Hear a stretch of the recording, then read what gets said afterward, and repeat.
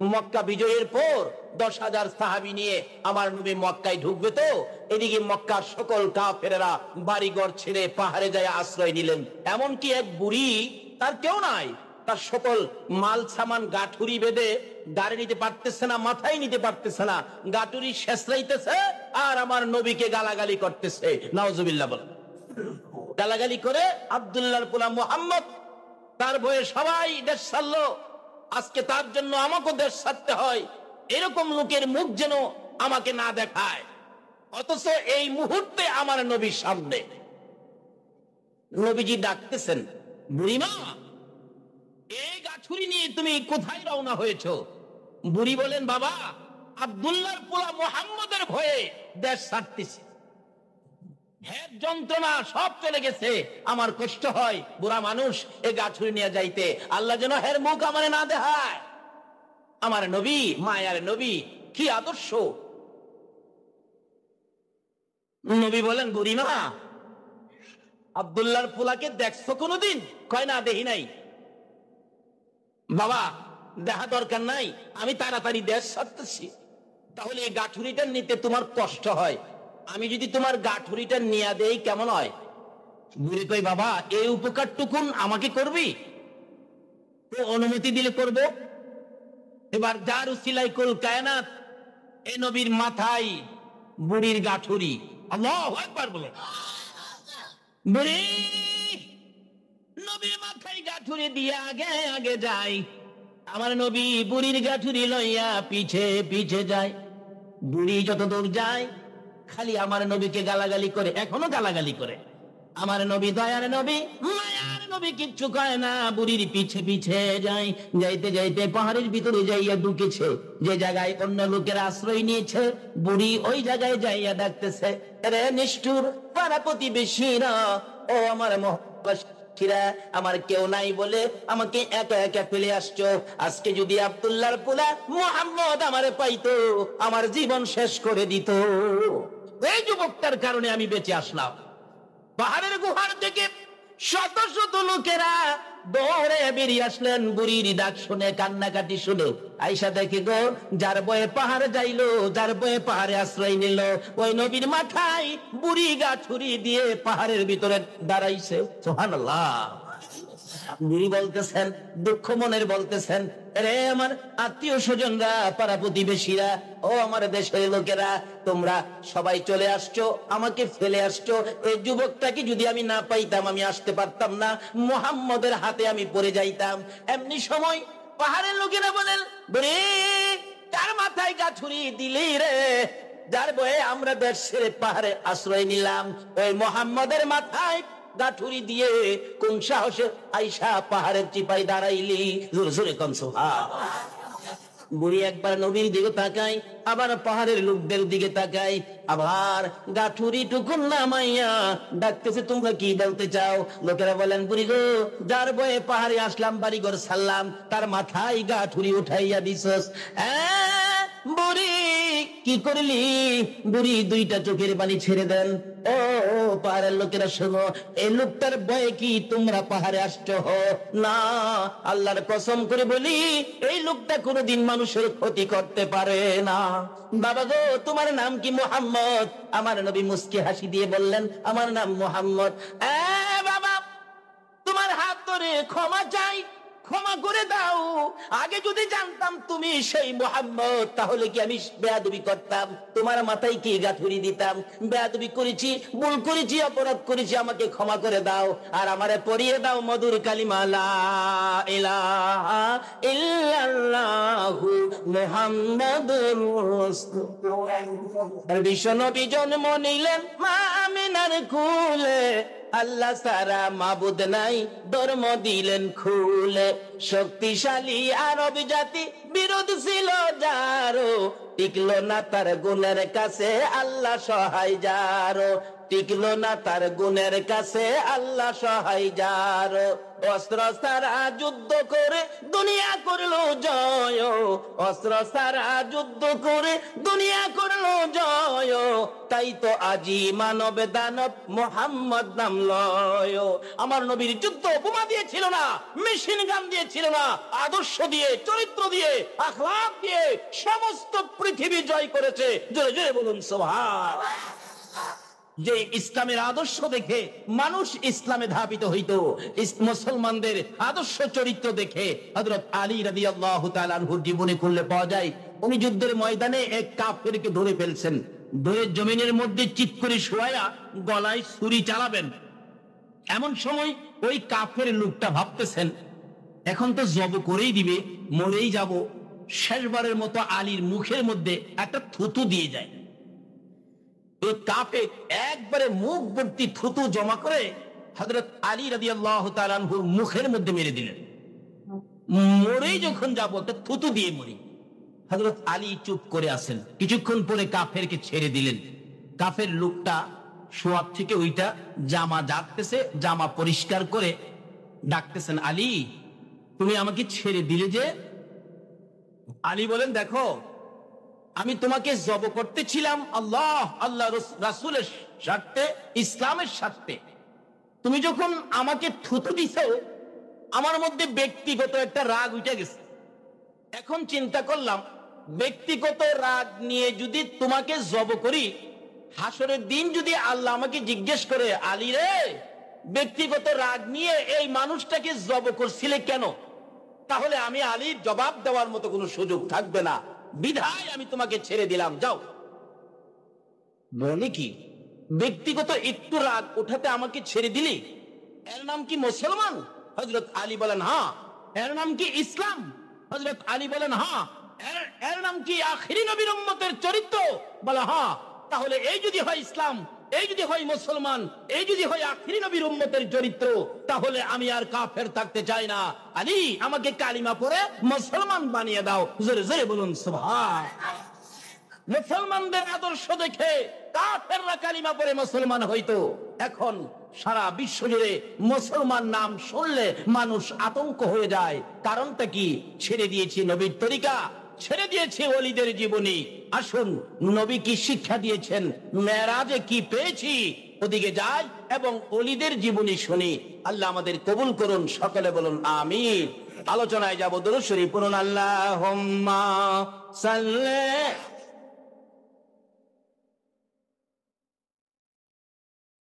মুহাম্মদ ওয়া আলা মাওলানা মুহাম্মদ। আল্লাহুম্মা সাল্লি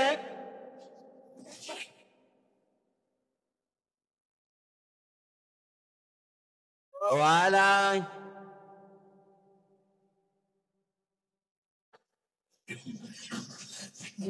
রজব নামের চাঁদ উঠেছে বাংলাদেশের আকাশে, গুনাহগারের বন্ধু নবী গেলেন খোদার আরশে। আল্লাহুম্মা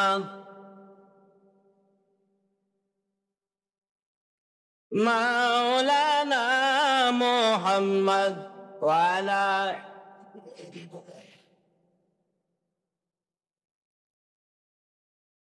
বালাগাল উলা বিকামালিহি কাশাফাত দুজা বিজামালিহি হাসনাত জামিউ খিসালিহি সাল্লাল্লাহু। আচ্ছা, এখানে যে কাগজটা আসছে, কাগজটার মধ্যে কিছু লেখা আছে। কিছুদিন আগে নাকি একটা মাহফিল হয়েছিল, মাহফিলে অনেক কিছু নাকি বলছে।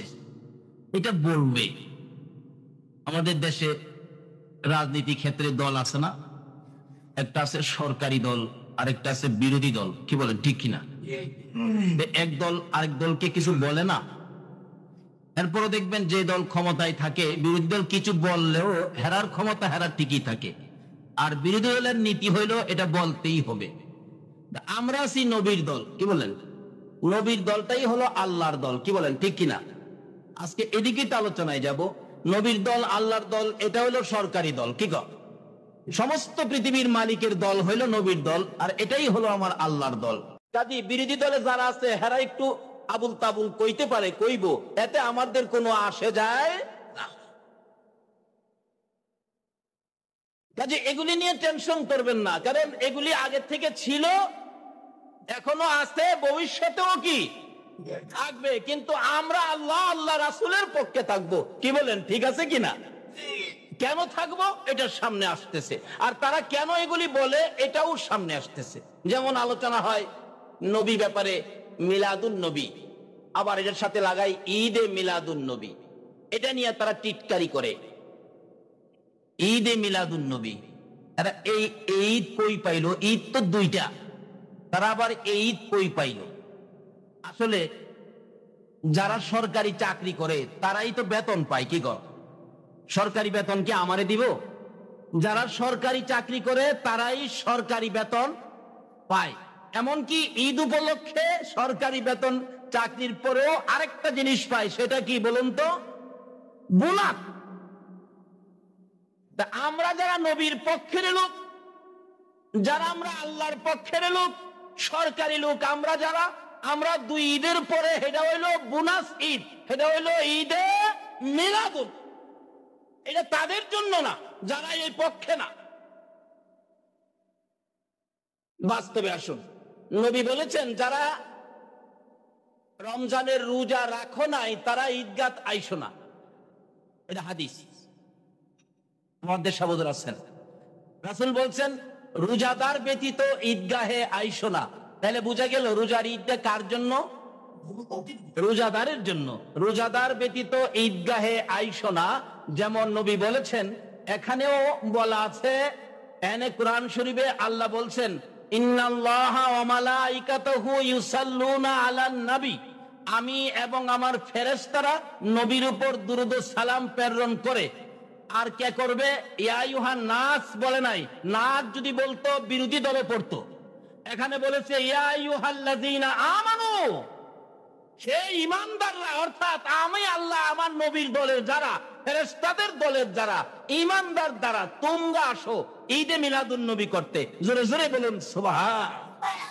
এখানে সবাইকে যদি ডাকতো তাহলে দলাদলি থাকতো না। একদল আলোচনায় যে কিছু বলবে এটা কোরআন শরীফই বলে দিছে।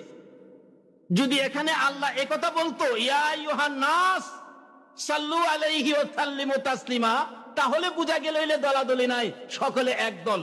এখানে আল্লাহ যখন ইয়া আইয়ুহাল্লাযীনা আমানু বলছে, তাহলে বুঝা গেল এক কিসিমের ইমানদার ব্যতীত এই কাজের শরীক হইতে পারবে না। যেমন ঈদ, রোজাদার ব্যতীত ঈদগাহে আইসো না। রাসূল বলছে রোজাদার ব্যতীত ঈদগাহে আইসো না। এখানে আল্লাহ বলছে নবীর আশেক ইমানদার ব্যতীত ঈদে মিলাদুন নবীতে যায় না। ঈদে মিলাদুন নবী যাইতে গেলে, করতে গেলে, বুঝতে গেলে, মানতে গেলে নবীর আশেক ইমানদার হতে হবে। ইমানের স্তর আছে কয়েকটা, ওইদিকে যাব না। সকল ইমানদার ঈদে মিলাদুন নবীতে আসতে পারবে না। আল্লাহ যে আপনাদেরকে নবীর প্রেম ভালোবাসা আশেক বানিয়ে ঈদে মিলাদুন নবীর পক্ষে কবুল করেছেন, যে কাজ আমার আল্লাহ করেন, ফেরেশতারা করেন, এই কাজে যে আল্লাহ আমাদেরকে কবুল করেছেন, সেই জন্য আল্লাহর শুকর আদায় করে আবারও বলুন আলহামদুলিল্লাহ। যাক, ওদিকে আলোচনা হবে অন্যদিন। শুধু একটা সাবজেক্টে আলোচনা হবে একদিন 2 ঘন্টা পুরাপুরি বোঝানোর জন্য। আজকে আলোচনা গেছি মেরাজের, আজকে আলোচনা আছে অলির, সময় কম, তাই বলতেছিলাম মেরাজের কারণ হলো আসলে নবীর ইজ্জত সম্মান বাড়াইয়া দেওয়ার জন্য নবীকে এত ঊর্ধ্বের সফর করিয়েছেন। না হয়তো যে কথাগুলি বলেছেন, এই কথাগুলি মক্কাতে, মদিনাতে, পাহাড়ে বসে বলতে পারতেন। নবীর ইজ্জত সম্মান বাড়াইয়া দেওয়ার জন্য। আল্লাহ নিজে যদি নবীর ইজ্জত সম্মান বাড়াইতে চাই, আপনারা কি নবীর ইজ্জত বাড়াবেন নাকি কমাবেন? আল্লাহ কবুল করুন, সকলে বলুন আমিন। যাই হোক, বলতেছিলাম আমার নবীকে এই মেরাজের চাঁদে সুবহানাল্লাযী আসরা, সুবহানাল্লাযী আসরা আল্লাহ নিজে কোরআন শরীফে সর্বপ্রথম বলতেছেন সুবহান। এই সফরের আশ্চর্যতাটা, এই সফরের গুরুত্বটা, এই সফরের বরত্বটা বুঝাইয়া দেওয়ার জন্য আমার আল্লাহ নিজে কোরআন শরীফে সুবহান শব্দ ব্যবহার করেছেন। যেমন আমরা আশ্চর্য কিছু হইলে আমরা অনেকে বলি, এখন যদি কেউ বলে একটা 2 বছরের বাচ্চা কর্ণফুলী নদীটা সাঁতরাইয়া এপার আইসা উঠে গেছে, আচ্ছা এই ঘটনা শুনলে আপনারা আশ্চর্য হবেন না? 2 বছরের বাচ্চা সাঁতরাই কিভাবে, আর এই স্রোতের মধ্যে কর্ণফুলী সাঁতরাইয়া এপার আইসা পড়ছে, আচ্ছা এই ঘটনা শুনলে আপনারা আশ্চর্য হইয়া কি বলবেন? সুবহানাল্লাহ দেবেন না? কি বলেন? একটা বাচ্চা 5 বছর বয়স সাততলা থেকে রাস্তার উপর পড়ে গেছে, পড়ার পরে আবার হাইটা হাইটা সাততলার উপরে উঠছে, কিচ্ছু হয় নাই। আচ্ছা এই ঘটনা যদি আপনারা শুনেন তাহলে আশ্চর্য হবেন? আশ্চর্য হয়ে কি বলবেন? সুবহানাল্লাহ। কই কি আমার আল্লাহ নিজেই বন্ধুর সফরে আশ্চর্য হয়ে গেলেন। এটা হয়তো হেরা মানবে না। কেন? নবীর ইজ্জত বাড়ক এটা তাদের কাছে ভালো লাগে না। তাদেরকে এই ভাই হেই ভাই জিন্দাবাদ, এই করো এই করো স্লোগান দেওয়া যায়, নারে তাকবীর আল্লাহু আকবার, নারে রিসালাত ইয়া রাসূলুল্লাহ স্লোগান দিলে এদের গায়ে বড় লাগে। পৃথিবী সৃষ্টি হয়েছে রিসালাতের ফাউন্ডেশনে। রিসালাত যদি সৃষ্টি না হইতো, এই পৃথিবী সৃষ্টি ফাউন্ডেশন যদি কেউ অস্বীকার করেন তাহলে জিনিসটা সঠিক হবে নাকি ভুল হবে? আমার নামের স্লোগান চলতে পারে, আমাকে স্বাগত দিতে পারে, বেদাত হয় না, শিরিক হয় না। আর যার উসিলায় কুল কায়নাত, যেই নবী না হইলে আমরা হতাম না, আমাদের স্লোগান হতো না, পৃথিবীর কিচ্ছুই হতো না, চন্দ্র সূর্য হতো না। এই নবীর নামে নারে তাকবীর আল্লাহু আকবার, নারে রিসালাত ইয়া রাসূলুল্লাহ কইলে বেদাত হয়ে যা, শিরিক হয়ে যা। বুঝি না আল্লাহ তাদের কি বুঝ দিয়েছে। অথচ আল্লাহ বলেছেন আমি আল্লাহর ওয়াহদানিয়াতের মধ্যে কোনো শরিক নাই, আমার এই নবীর রিসালাতের মধ্যে কোনো শরিক নাই। আচ্ছা নবীর রিসালাতকে মানতে হবে কিনা বলুন তো? তাইলে নবীর রিসালাতের উপর স্লোগান দিলে অপরাধটা কি আমার বুঝে আসে না। যাই হোক, আজকে বিস্তারিত আলোচনা করা যাবে না।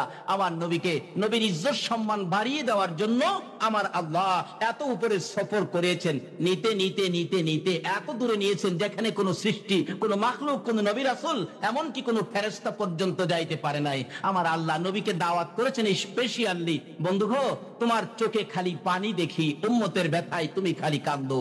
আরো কয়েক কারণ, হাজার হাজার কারণ, নবী এত উদ্দের সফরের কারণ অনেকগুলি, বলা এক রাত্রে 1 বছরে বলা সম্ভব হবে না। যাই হোক, নবীকে দাওয়াত দিয়েছেন, বন্ধু আসো তোমার মনের দুঃখটা আমি মোচন করে দেই, তুমি আসো, বেরিয়ে যাও, আমার বাড়িতে আসো। দাওয়াত দিলেন আমার আল্লাহ। আর কোন নবী রাসূলকে এই দাওয়াত দেয় নাই। তারা দাওয়াত চেয়েছেন, আল্লাহ কবুল করেন নাই। নবী দাওয়াত চায় নাই, আমার আল্লাহ দাওয়াত দিয়েছে। আজকে আমরা সেই নবীর আশেক, সেই নবীর পক্ষে। আল্লাহ বলেন জিবরাইল এই রজব চাঁদ 27 তারিখ যাও আমার বন্ধুকে নিয়ে আসো, আমার বন্ধু বেড়াইতে আসবে। জিবরাইল বলেন প্রভু গো আপনার বন্ধুকে কি দিয়ে আনবো? আল্লাহ বলেন তুমি জান্নাতের ভিতরে যায় দেখো, বন্ধুকে আনার জন্য বুরাক বানায় রাখছি, বুরাক। জিবরাইল কই জীবনও তো বুরাক দেখি নাই, কত নাম্বার রুমে যাব সব ঠিকানা জিবরাইলকে বলে দিলে জিবরাইল জান্নাতে রুমের দরজায় যায়, আওয়াজ দিলে দরজা খুলে গেছে। জিবরাইল দেখে আল্লাহু আকবার, 40,000 বুরাক, ঘরের মধ্যে সব বসা, দাঁড়ানো, শুই না কেউ, দাঁড়িয়ে আছে সব অপেক্ষায় কোন সময় খবর আসবে আখিরি নবীকে পিঠে বসানোর জন্য। জিবরাইল বলেন তোমাদের বুরাকের সংখ্যা কত? বুরাক বলেন 40,000। তোমাদেরকে কতদিন আগে সৃষ্টি করা হয়েছে? বুরাক বলেন 80,000 বছর আগে সৃষ্টি করা হয়েছে।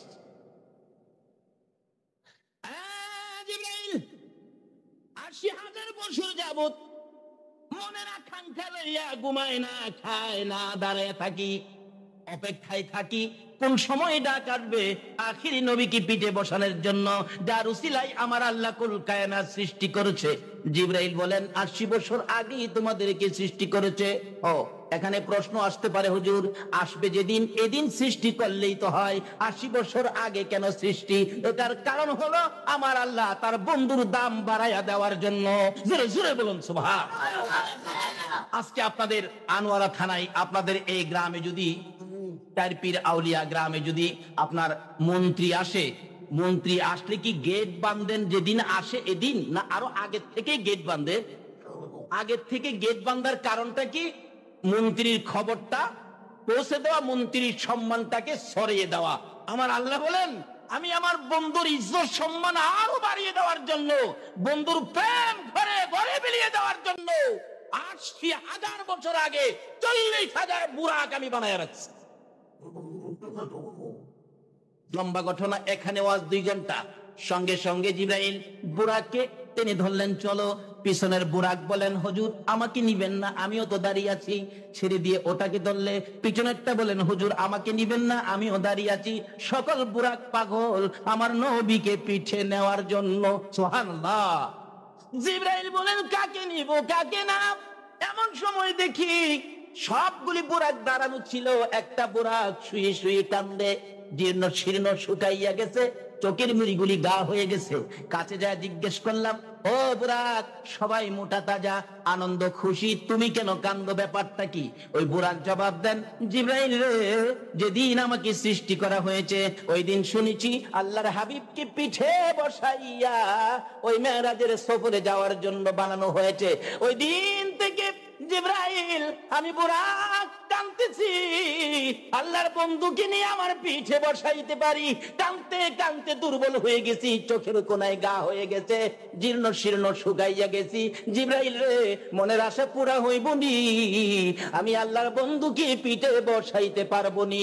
জিবরাইল বলেন, তাহলে তো তোমাকেই নেওয়া দরকার। জিবরাইল যখন নাকি নবীর আশেক পাগল, ওই জীর্ণ শীর্ণ রোগী হয়ে গেছে, চোখ গা হয়ে গেছে, ওই বুরাকটাকে যখন টাইনা ধরলেন নবীর প্রেম ভালোবাসায়, সঙ্গে সঙ্গে বুরাক মোটা তাজা হইয়া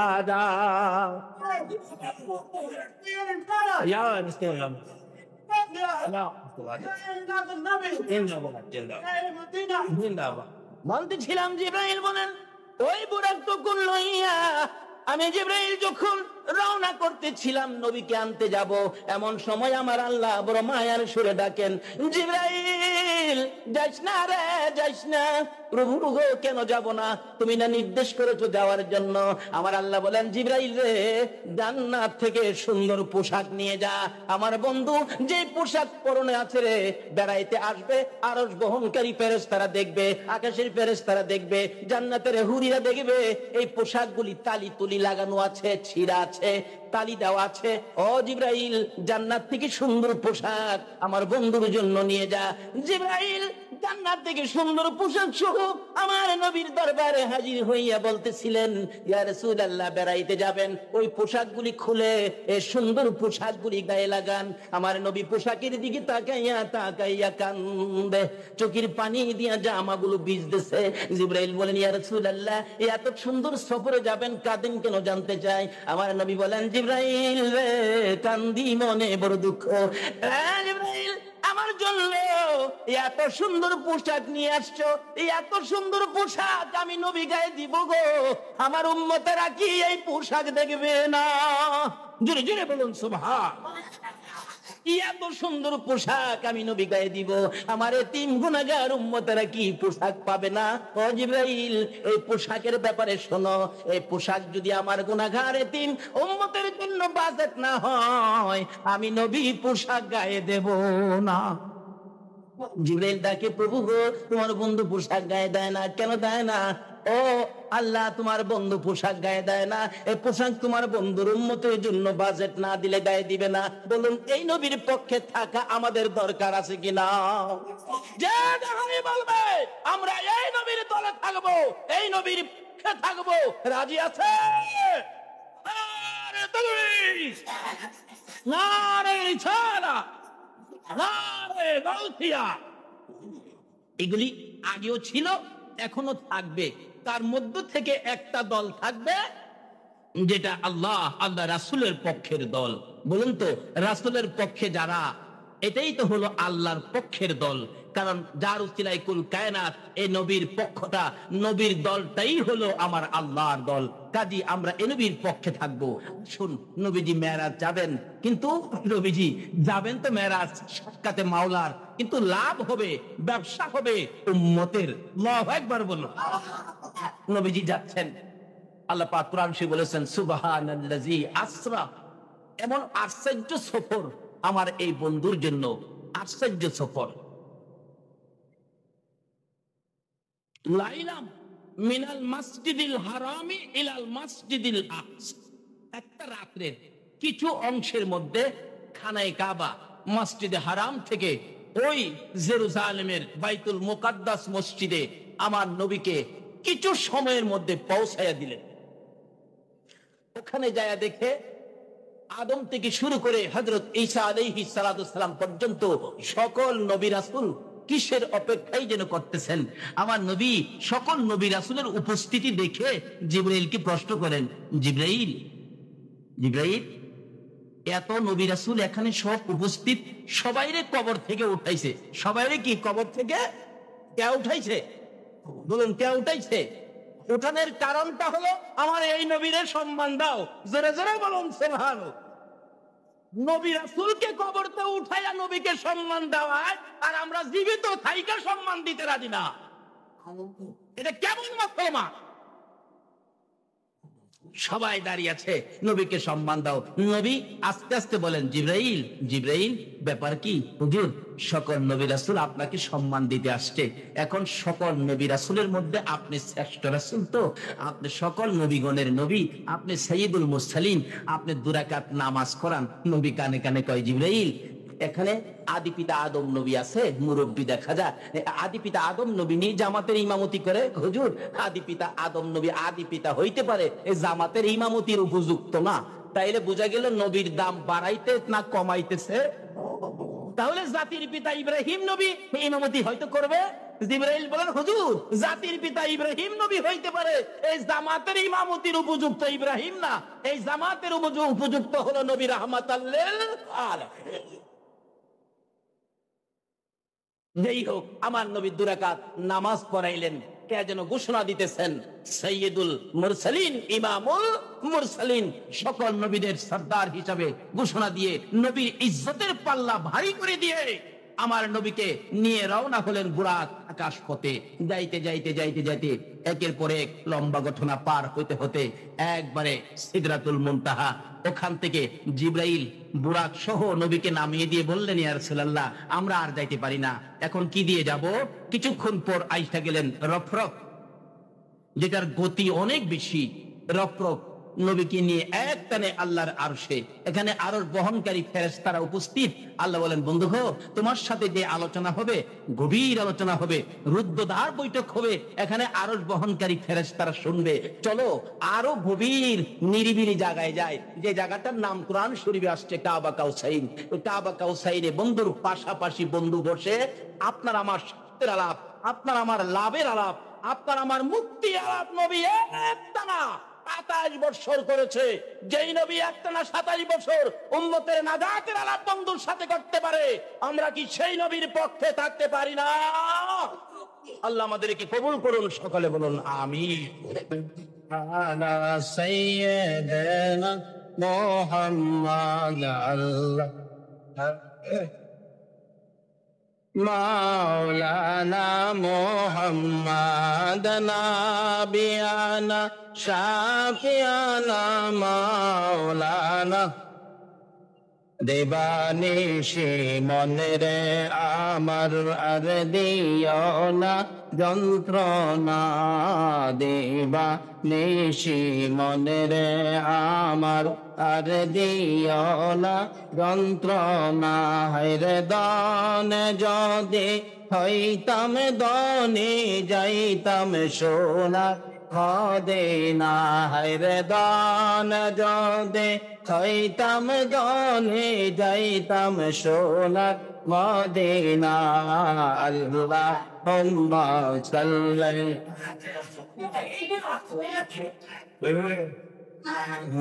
নাবিয়ানা মাওলানা মুহাম্মাদ নাবিয়ানা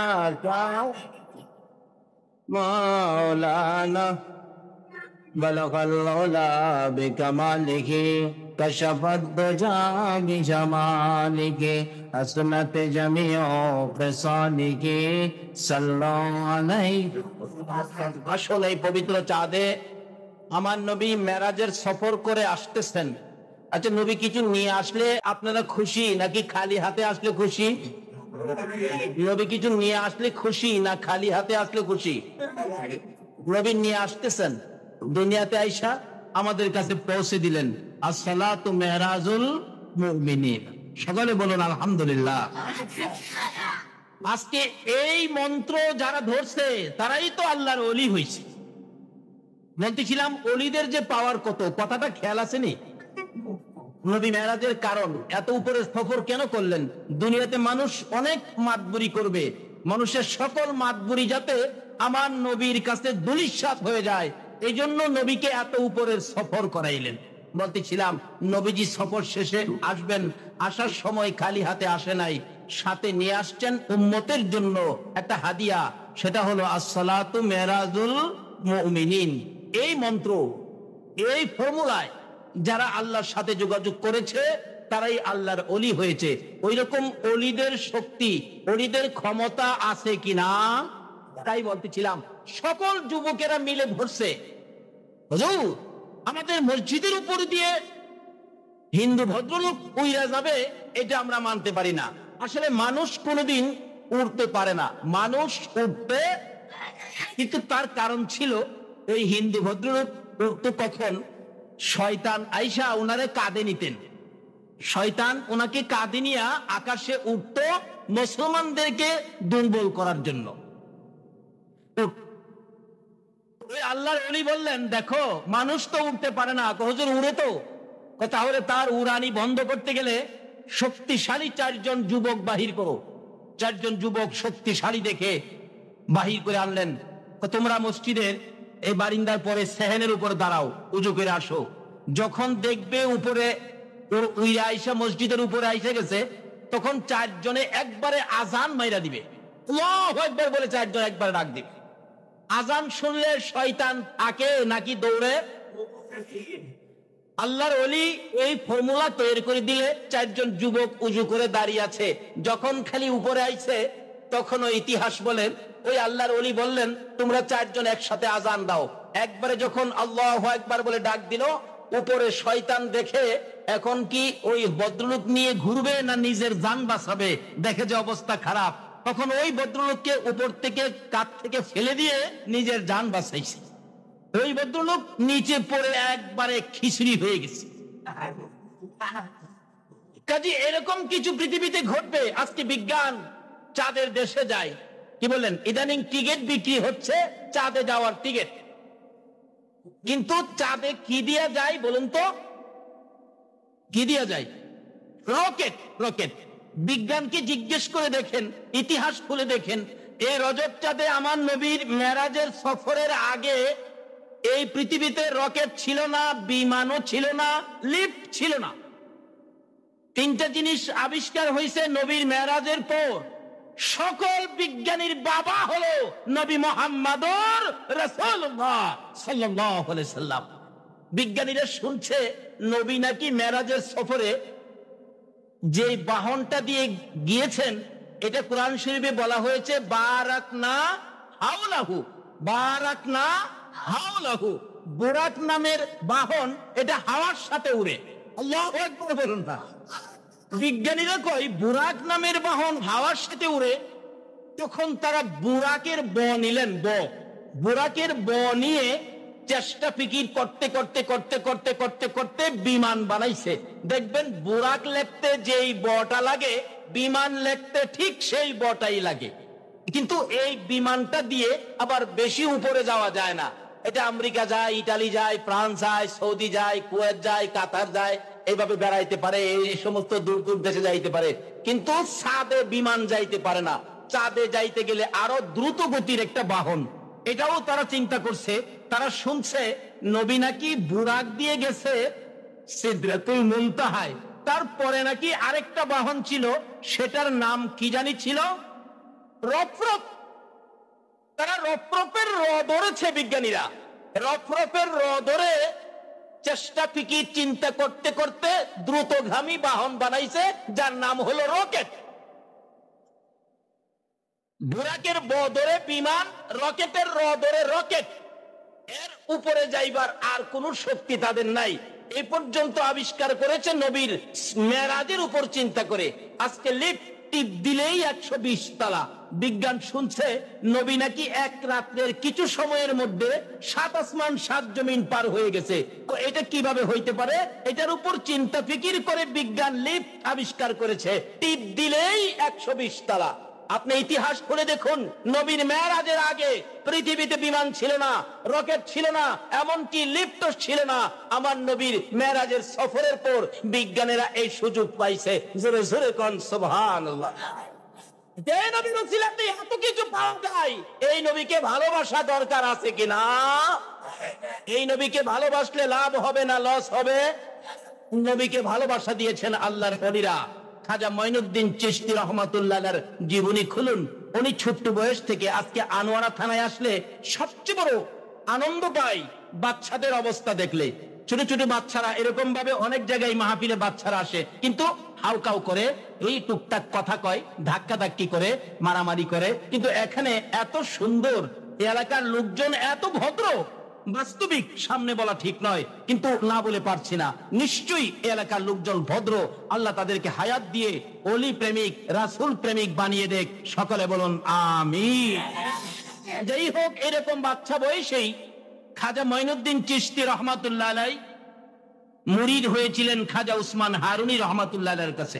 খাজা উসমান হারুনি রহমাতুল্লাহ আলাইহি বহুত বড় দরজার ওলি ছিলেন, কিন্তু বেলায়েতের দরজায় বাচ্চা বয়সেই খাজা মঈনুদ্দিন উচ্চ স্তরে পৌঁছে গেলেন, বেলায়েতের দরজায়।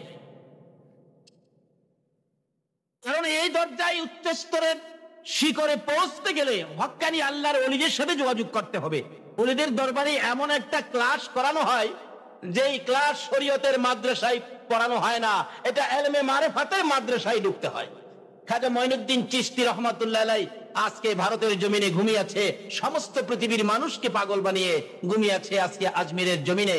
উনি বাচ্চা বয়সে উচ্চ স্তরের বেলায়েতের দরজায় পৌঁছে গেলে ওনার পীর খাজা উসমান হারুনি একদিন বলেছিলেন, মঈনুদ্দিন জি, ওই যে হিন্দুরা আগুনের পূজা করে, ওখান থেকে আমার জন্য একটু আগুন নিয়ে আসো। উনি বাচ্চা বয়স তো, আগুন আনতে গেলে যায় দেখে হিন্দুরা আগুনের পূজা করতেছে। বলতেছেন, আচ্ছা আপনারা আগুনের পূজা করেন, আমার একটু আগুন দিবেন? বাচ্চা বলতেছেন, খাজা মঈনুদ্দিন বাচ্চা বয়স, বলতেছেন আমার একটু আগুন দিবেন?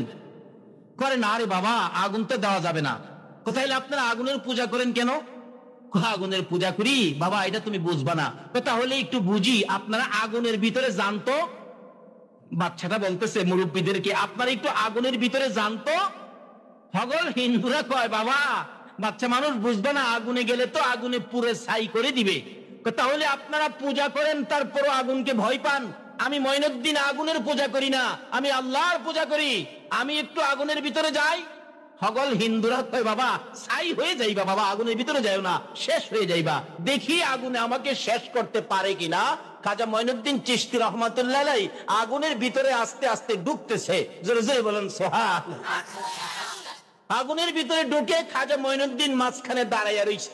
অথচ কোরআন শরীফের তাফসীর খুলুন, আল্লাহর খলিল ইব্রাহিমকে নমরুদ যখন আগুনে ফেলে দিয়েছিল, আমার আল্লাহ নোটিশ করতে হয়েছে, কুলনা ইয়া না রুকুনি বারদা ওয়া সালামান আলা ইব্রাহিম, আমার ইব্রাহিমের জন্য আগুন তুমি শান্তিদায়ক হয়ে দাও। আল্লাহ নির্দেশ করে, নোটিশ করে। আর নবীর উম্মত খাজা মঈনুদ্দিন আল্লাহর ওলি আগুনের ভিতরে ঢুকলে আল্লাহর নোটিশ তারাই আগুন ঠান্ডা হয়ে যায়। জোরে জোরে বলুন সুবহান। আগুন ঠান্ডা। আগুন দেখতেছে, বাবারে বাবা, যেই পোশাক গায়ে দিয়ে আগুনের ভিতরে ঢুকছে, কি বললেন, এটা সরকারি পোশাক, ঠিক কিনা? কিন্তু আজকে সরকারি পোশাক গায়ে থাকলে, র্যাব বাহিনী দেখলে কিন্তু মানুষ ভয় পায় না? ঢাকা দেখছি র্যাবের গাড়ি যখন যায় রাস্তাঘাটে, মানুষ র্যাবের দিকে চায় না, নিচে যায় থাকে। অথচ তারা তো আমাদেরই ছেলেবে, আমাদেরই পুত ভাতিজা, আমাদেরই ভাই ভাতিজা। অথচ সরকারি পোশাক গায়ে থাকার কারণে আমাদের দেখলে, তাদেরকে দেখলে কি ভয় লাগে, চাইতে ইচ্ছে করে না। এই সরকারি পোশাক গায়ে আমারও ভাতিজা, আমার দেখলে ভয় লাগে। আর খাজা মঈনুদ্দিন এমন এক পোশাক গায়ে দিয়েছে, পোশাকের একটা সাইড হলো লা ইলাহা ইল্লাল্লাহ, আরেকটা সাইড হলো মুহাম্মাদুর রাসূলুল্লাহ। এই সরকারি পোশাক যারা গায়ে দিয়েছে, তাদের গায়ে আগুনে ধরতে হাসরের দিন আমার আল্লাহ নির্দেশ দিবেন, জাহান্নামের আগুন, ওই যে কতগুলো লোক দেখা যায় তোমরা তাদেরকে পাকড়াও করো, গ্রাস করো। আগুন দৌড়ায় যাবেন, আবার তাদের কাছ থেকে ফিরে আসবেন, আবার আল্লাহ নির্দেশ দিবেন, আবার যাবেন, আবার ফিরে আসবেন। কিতাব বলেন এমন ভাবে 70 বার যাবেন, 70 বার ফিরে আসবেন। আমার আল্লাহ ডেকে ডেকে বলবেন, ও আগুন, তোমাদের কি ক্ষমতা কমে গেছে? তোমাদের কি শক্তি কমে গেছে? পাওয়ার কমে গেছে? নির্দেশ দিলাম ওই লোকগুলিকে ধরার জন্য, গ্রাস করার জন্য, তোমরা কেন ধরো না, গ্রাস করো না? আগুন জবাব দিবেন, জাহান্নামের আগুন, মাবুদ তোমার নির্দেশ পাইয়া ওই লোকগুলির কাছে যাই ধরার জন্য, যায় দেখি তাদের কপালের মধ্যে লেখা আছে মুহাম্মাদুর রাসূলুল্লাহ সাল্লাল্লাহু আলাইহি। মাবুদ, যেই নবী না হইলে আমরা হতাম না, যেই নবী না হইলে কুল কায়নাতের কিছুই হতো না। ওই নবীর নামটা দেখলে আমরা আগুন ভয় পাই, বিধায় এ আগুন আমরা ওই লোকগুলোর গায়ে ধরতে পারি না। তোমার বন্ধুর নামটা দেখে আমরা ভয় লাগে, মায়া লাগে, ও প্রভু, এই জন্য আমরা ধরতে পারি না। আমার আল্লাহ ডেকে ডেকে বলবেন, আগুন রে, আমার বন্ধুর নামের খাতিরে তোরা যদি এইভাবে লোকদেরকে ভালোবাসা দিতে পারোস, যা যা, আমার বন্ধুর নামের খাতিরে আমি আল্লাহ তাদেরকে মাফ করে দিলাম। এই পোশাক গায়ে থাকলে জাহান্নামের আগুন ধরতে। খাজা মঈনুদ্দিন চিশতি রহমাতুল্লাহ আলাইহি, বাচ্চা বয়স, আগুনের ভিতরে দাঁড়িয়ে আছে, আগুন তাকে ধরে না। আগুন তাকে কয় কি ধরে নাকি? আল্লাহর ওলিদেরকে আগুনে ধরবে? তো খাজা মঈনুদ্দিন অনেকক্ষণ দাঁড়ায় থেকে কয়, আগুন আমার ধরস না। আগুন কই, ধরতাম, যেই পোশাক লাগাইছো র্যাবের পোশাক, এই পোশাক দেখলে আমরা আগুনেও ভয় পাই। খাজা মঈনুদ্দিন নামাজ পড়তেন কিনা বলুন তো?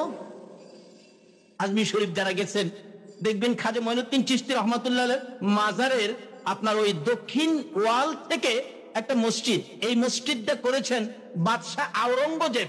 ওনার জীবনী খুললে পাওয়া যায়, বাদশাহ আওরঙ্গজেব যখন ছোট ছিলেন উনি যে মাজারের পাশে সালাম দিলেন, কি বলে? আল্লাহর ওলিরা তো মরে না, রাসূল বলেছেন ওলিরা জীবিত, ইন্না আউলিয়া আল্লাহ লা ইয়ামুত। রাসূল বলেছেন ওলিরা কখনো মরে না। তাইলে আমি দেখি তো ওলি হক্কানি ওলি কিনা। ওই আওরঙ্গজেব সালাম দিলেন, আসসালামু আলাইকুম ইয়া আল্লাহর ওলি মঈনুদ্দিন। জবাব আসতেছে না। ওলিরা তো মরে না, জবাব দিল না, তাইলে তো ওলি না। আবার সালাম দিলেন, কোনো জবাব আসলো না। আবার সালাম দিলেন, কোনো জবাব নাই। বাদশাহ আওরঙ্গজেব রাগ হয়ে গেলেন, এই মাজার ভেঙ্গে ফেলবো, বাবাকে বলবো ভেঙ্গে ফেলতে, এখানে থাকতে দেব না। সালামের জবাব কেন দিল না? যদি জীবিত থাকতো তাহলে তো সালামের জবাব দিত। কিন্তু আয়েশা পড়তেছে, রাগ হইয়া পিছন দিয়া কবরের ভিতর থেকে মঈনুদ্দিন ডাকতেছে, বাবা আওরঙ্গজেব এত রাগ হলে কেন? সুবহানাল্লাহ। কেন? আল্লাহর ওলিরা কবরে আসেনি, জীবিত।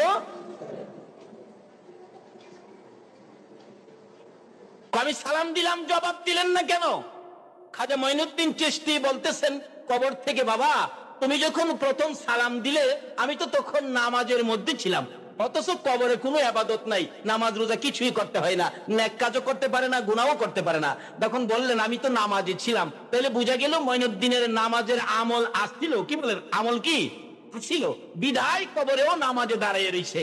তুমি যখন দ্বিতীয়বার সালাম দিলে আমি তো নামাজে ছিলাম, তৃতীয়বার নামাজে ছিলাম, এখন সালাম ফিরাইয়া তোমার সালামের জবাব দিলাম, বাবা রাগ হইও না। উনি বললেন, কবরে থেকেও আপনি নামাজ পড়েন?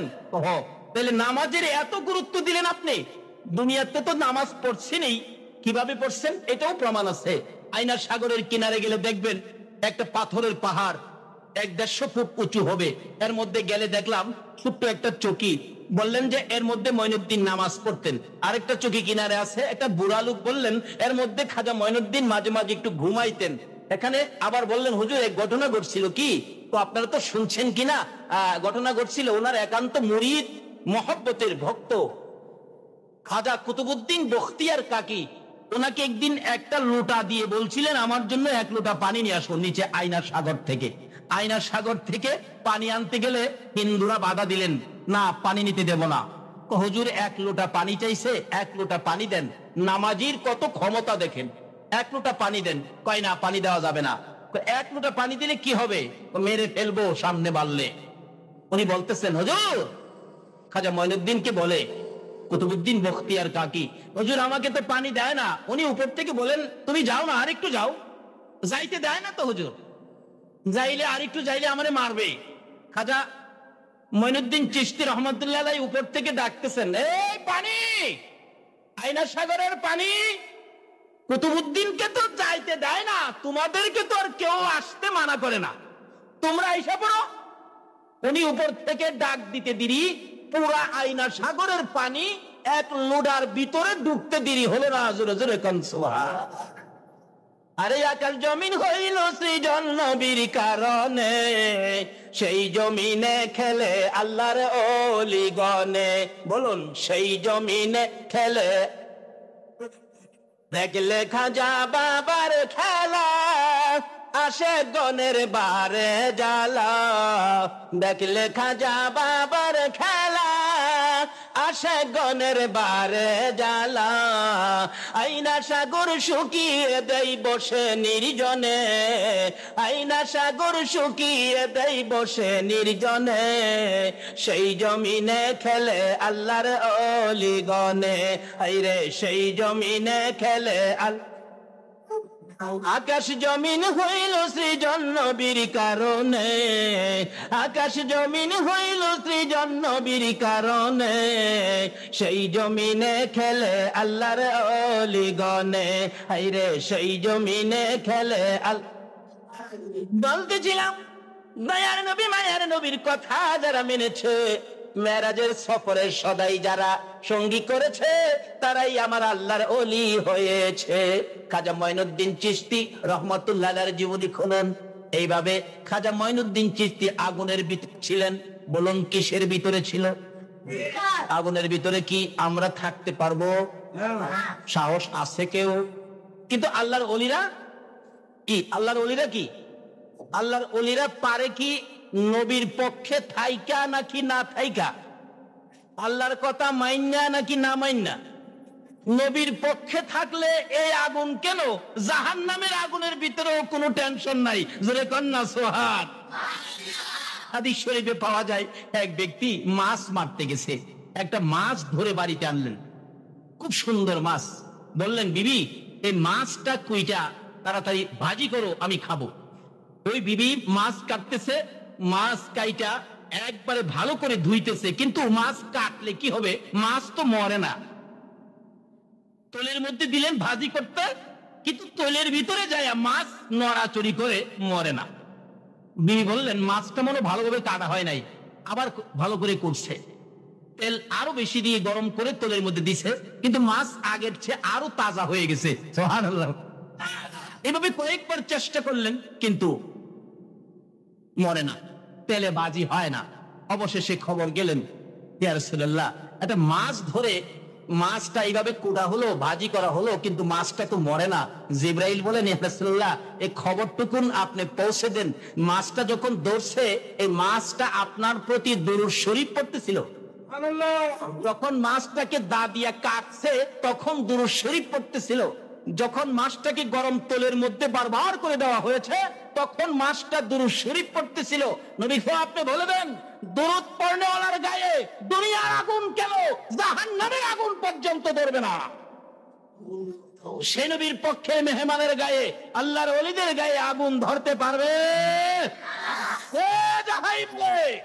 আমরা অন্য দলে যাব না, আমরা আসমান জমিনের মালিক সেই সরকারি দলে থাকবো। কি বলেন, রাজি আছেন? আল্লাহ তুমি কবুল করো, সকালে বলুন আমিন। খাজা মঈনুদ্দিন চিশতি রহমাতুল্লাহ আলাইহি বলতেছেন, আচ্ছা আমি তো আগুনে আগুনে, আমারে তো ধরলো না, আচ্ছা দেখি তো আমার পক্ষে যদি কেউ থাকে, অর্থাৎ খাজা মঈনুদ্দিনের পক্ষে যদি কেউ থাকে, তাকেও নিয়ে আগুনে জ্বালাইতে পারে, দেখি তো। এক হিন্দু ভদ্রলোকের কুল থেকে, হিন্দু ভদ্রলোকের কুলে একটা বাচ্চা ছিল, বাচ্চাটাকে টান্দা বাহির করে কুলে নিয়ে বাচ্চা সহ আগুনের ভিতরে ঢুকছে। সকল হিন্দুরা বলতেছেন, হাই হাই, মরে মরে মঈনুদ্দিন মরতো, আমাদের সাধু বাবুর পোলারারেও তো আগুনে নিয়ে মালাইলো, এ কি করলো, সর্বনাশ করলো। অনেকক্ষণ দাঁড়ায় থাকলো, কিন্তু অলির পক্ষে যা গেল তাকেও আগুনে জ্বালায় না। অলির পক্ষে যা গেল তাকেও আগুনে জ্বালায়। তাহলে অলিদের পক্ষে থাকলে লাভ হবে না লস হবে? এই যে বাস্তব বাস্তব প্রমাণ। অনেকক্ষণ পরে বাহির হয়ে আসলেন, সকল হিন্দুরা মিলে দেখতেছেন, দেখি দেখি দেখি বাচ্চাটার কি হলো। সমস্ত শরীর তালাশ করে দেখে আল্লাহর অলির পক্ষে হিন্দু ভদ্রলোকের ছেলেটা থাকার কারণে অলির খাতিরে এই হিন্দু ভদ্রলোকের বাচ্চার একটা পশমও আগুনে জ্বালাইতে পারে না। অবশেষে উপস্থিত এখানে তার জীবনী লেখে 850 হিন্দু ছিল, একসাথে মঈনুদ্দিনের হাত ধরে কালিমা পড়ে মুসলমান হয়ে গেলেন। জোরে জোরে বলুন সুবহানাল্লাহ। এইভাবে খাজা মঈনুদ্দিন চিশতি রহমাতুল্লাহ আলাইহি 90 থেকে 92 লক্ষ হিন্দুকে ভারতের জমিনে মুসলমান করেছে। এই ওলিদের পক্ষে থাকা আমাদের দরকার আছে কিনা? আসুন, এই মেরাজের সফর থেকে নবীজি নিয়ে আসলেন নামাজ। উম্মতের জন্য মাওলার দিদারের ব্যবস্থা নামাজের মাধ্যমে আল্লাহর ওলিরা এই নামাজ পড়তেন। খাজা মঈনুদ্দিন চিশতি রহমাতুল্লাহ আলাইহি এই নামাজের প্যাকেটে থাকতেন, সরকারি পোশাক গায়ে থাকতেন। বিদায় ভারতের পিতৃরাই ওনার জীবনী লেখে উনি যখন ভারতের মধ্যে ঢুকলেন, পিতৃরাই বললেন, এই বন্দুকধারীরা বাঁশের বন্দুক নিয়ে তোমরা ঘেরাও করো, মঈনুদ্দিনকে উড়াইয়া দাও। তারা চারদিক ঘেরাও করে খালি বলছে, আমি যখন হুকুম করব ফায়ার, তোমরা একসাথে ফায়ার দিয়ে মঈনুদ্দিন এবং তার সঙ্গীদেরকে উড়াইয়া দিবে। যেই খালি পিতৃরাই হুকুম করছে ফায়ার, হুকুমের আগেই সকল সৈন্যরা বলতেছে, হুজুর আমরা তো অন্ধ হয়ে গেছি। ওলিদের কেরামত, আমরা কি হয়ে গেছি? অন্ধ হয়ে গেছি, ফায়ার দিব কিভাবে? চোখেই তো দেখি না। তাহলে মনে মনে মঈনুদ্দিনের কাছে ক্ষমা চাও। ক্ষমা চাইছেন, মঈনুদ্দিন ক্ষমা করে দেন, ক্ষমা করে দেন, চোখ ভালো হয়ে গেছে। হুজুর চোখ ভালো হয়েছে তো, এখন কি করব? আমি হুকুম করবার আগেই ফায়ার দিয়ে দিবা। পিতৃরাই হুকুম করবার আগেই বলে ফায়ার দিয়ে দিব। পিতৃরাইয়ের হুকুমের আগেই তাদের চোখগুলি অন্ধ, চোখে দেখে না। হুজুর ওই আপনি দেখি না তো। আল্লাহ কয় আমার ওলির সাথে মাতবুরি করবি, সাইজ কেটে ফেলামু। অবশেষে কয় আবার মাপ চাও, আবার মাপ চাইছে, চোখ ভালো হয়ে গেছে। তো আবার হুকুম, আর হুকুম দিয়েন না, আমরা মঈনুদ্দিনের পক্ষে চলে গেলাম। জোরে জোরে কন্যা সুবহান। এইভাবে পিতৃরাই খাজা মঈনুদ্দিনের সাথে বহুত কিছু করেছেন, কিন্তু ওলিদের পক্ষে থাকে আল্লাহ। বলুন ওলির পক্ষে কে আছে? ওলির পক্ষে কে আছে? ওলি হইতে গেলে মানতে হবে নবীর কথা। নবী বলছে তোমরা আল্লাহর সাথে বন্ধুত্ব করো। ওলি হইতে গেলে তোমাদের হলো আসসালাতু মেরাজুল মুমিনিন, এই নামাজের আমলটুকুন তোমাদের থাকতে হবে, যে নামাজ দিয়ে মাওলার দিদার, মাওলার সাক্ষাৎ হবে। যেই হোক, আমার শেষ কথা, খাজা মঈনুদ্দিন চিশতি রহমাতুল্লাহ আলাইহির জীবনীতে আরো পাওয়া যায়, ওনাকে তখন এইভাবে এক জাদুঘর পাঠাইছে। জাদুঘর কয় নিচে গেলেই তো খাজা মঈনুদ্দিনের সাথে কুলানো যায় না। এই জাদুকর একবারে আকাশে গিয়া উইটা বসছে, আকাশে আকাশে উইটা ডাকতেছে, মঈনুদ্দিন তুমি জমিনের মধ্যে বহু বাহাদুরি করেছো, বেটা হইলে উপরে আসো। খাজা মঈনুদ্দিন কই তোর সাথে বেটাগিরি দেখাইতে আমি উপরে যাব নাকি? পায়ের দুইটা খরম ছিল, এখন তো খরমের যুগ নাই। আগিলা মুরব্বীরা খরম দেখছেন, দুইটা খরম পাও থেকে খুইলা ছাইরা দিছে, দুইটা খরম হেলিকপ্টার স্কার্ডের মতো যাইতেছে। উপরে যাইয়া জাদুগিরের দুই গালের কাছে দুই খরম দাঁড়াইছে। জাদুকর ডাইন দিকে ফিরছে, এটা কি আইলো দেখবার লেগে বাম দিকেরটা শুরু করে দিছে আর কি। বাম দিকে ফিরলে ডাইন দিকেরটা মারে। এইভাবে খরম দা বাইরাইয়া খাজা মঈনুদ্দিনের পায়ে নিয়ে ফালাইছে। জোরে জোরে কোন সুবহান। এই সমস্ত কাণ্ড কারখানা যারা করেছে, আমরা তাদের সাথে আছি, তাদের পক্ষে থাকবো, তাদের কথা মানবো। আল্লাহ আমাদেরকে সেই বুঝ, সেই তৌফিক দান করো। সকলে বলুন আমিন। আমি আর সামনে বাড়তেছি না, হুজুরকে বসায় রেখে অনেক বেয়াদবি করেছি। আমি একটু মুক্তসর দোয়া করে বিদায় হবো। সকলে একটু দোয়ায় শরীক হন। দোয়া চাইলেন 100 টাকা হাদিয়া দিয়া দোয়া চাইছে একটা মহিলা, নাম কি? জাহেদা বেগম। জাহেদা বেগম দোয়া চাইছেন, তাই আমি একটু মুক্তসর, হাসপাতালে আসছেন, আমি একটু মুক্তসর। আরেকজন বিদেশ যাবে, হ্যাঁ বিদেশ যাবে, দোয়া চাইছে। আল্লাহ বিদেশ যাবে, দোয়া চাইছে। এতগুলি মানুষের ডাক তুমি কিভাবে ফেলে দিবা? আল্লাহ তাকে বিদেশ যাওয়ার ব্যবস্থা করে নাও। সকলে বলুন আমিন। اللهم آمين. ربنا ظلمنا أنفسنا وإن لم تغفر لنا وترحمنا لنكونن من الخاسرين. رب ارحمهما كما ربياني صغير. رب العالمين জান্নাতের বাগানে বসে জান্নাতি মেহমান লইয়া, মাবুদ রে এ রজব চাঁদে তোমার শাহী দরবারে হাত বাড়াইছি। মাবুদ গো, আমরা কিভাবে যাব তোমার দরবারে? আমাদের বুরাক নাই, রফরফ নাই, কিভাবে তোমার সাথে সাক্ষাৎ করব? তোমার বন্ধু বলেছে নামাজের মাধ্যমে সাক্ষাৎ করার জন্য। মাবুদ, আমরা নামাজি হইয়া তোমার দরবারে হাত বাড়াইলাম, তোমার দিদারের আশায়, সাক্ষাতের আশায় আমরা যারা হাত বাড়াইছি, আমাদের সকলকে তুমি কবুল আর মঞ্জুর করে নাও। রজব চাঁদের বরকতময় মাহফিলে বসে আমরা যারা হাত বাড়াইছি, মাবুদ রে, জানি না জীবনে কত গুনাহ করেছি। গুনার হিসাব যদি তুমি জিগাও, আমরা লজ্জা পাবো গো আল্লাহ। হিসাব জিগাইয়া আমাদেরকে লজ্জা দিও না। আমরা লজ্জা দিলে তোমার কি লাভ হবে? আমরা তোমার আখিরি নবীর উম্মত, যে নবী উম্মতের মায়ায় এখনো মদিনায় শুইয়া শুইয়া কান্দ। তোমার নবী আরশে গেল না, সিদরাতুল মুনতাহায় গেল না, জান্নাতুল ফিরদাউসে গেল না, উম্মতের মায়ায় মদিনা শুইয়া কান্দে। আমাদেরকে গুনাহগার বানাইয়া তোমার নবীরে কান্দায় না গো আল্লাহ। এই মাহফিলে, এই রজব চাঁদে তোমার বন্ধুর মেরাজের উসিলায় আমাদের সকলের জীবনের গুনাহগুলো ক্ষমা করে দাও। হ্যাঁ মাবুদ, জীবনের গুনাহ ক্ষমার আশার দরখাস্তের পর আর একটা দরখাস্ত করি, তুমি কিন্তু রাগ হয়েও না। আমরা যারা হাত বাড়াইছি এই মাহফিলে, জানি না কার মনে কি ব্যথা, কার মনে কি দুঃখ, কার জানি মনে ব্যথা মা নাই রে, কার জানি মনে ব্যথা বাবা নাই। অন্য ছেলে মেয়েরা যখন মা মা কইয়া কান্দে, যার বাবা নাই সে দুইটা চোখের পানি ছাড়ে।